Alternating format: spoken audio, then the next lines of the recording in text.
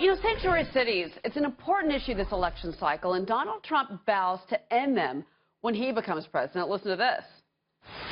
We will end the sanctuary cities that have resulted in so many needless deaths.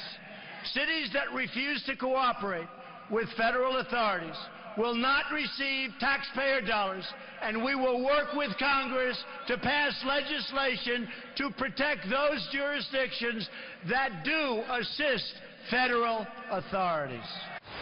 And will this really put an end to sanctuary cities? I want to bring in now a Manhattan Institute fellow and the author of War on Cops, Heather McDonald. And it's great to have you here on this very important topic. He was speaking in Phoenix when he made those comments, a city that itself has been under siege by illegal immigration and violence and crime and murder and drunk driving arrests. But are we finally seeing a light at the end of the tunnel? Well, I think with Trump we are.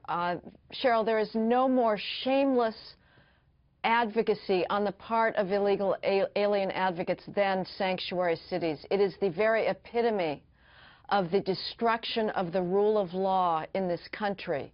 Not only does it release known criminals back into the streets and takes the preposterous position that an illegal alien who's already broken the law coming into the country has a right to be shielded from deportation when he goes on to break more crimes, but it also represents the destruction of our constitutional framework, because here are these cities and states and counties thumbing their noses at the federal government and getting away with it. Once you start tolerating illegal behavior, and in this case the mass entry into our country of people who did not follow our immigration laws, the erosion of law continues further and further until we're left with more crime and less constitutional protection. Well, but I mean, do you think that stopping federal funding will really change the problem? Because just to be clear, we're looking at a map of sanctuary cities across the nation.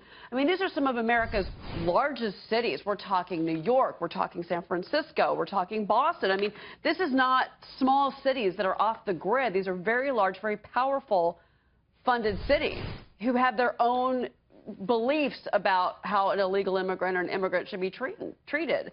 So does pulling the federal funding, do you think, actually really make a difference?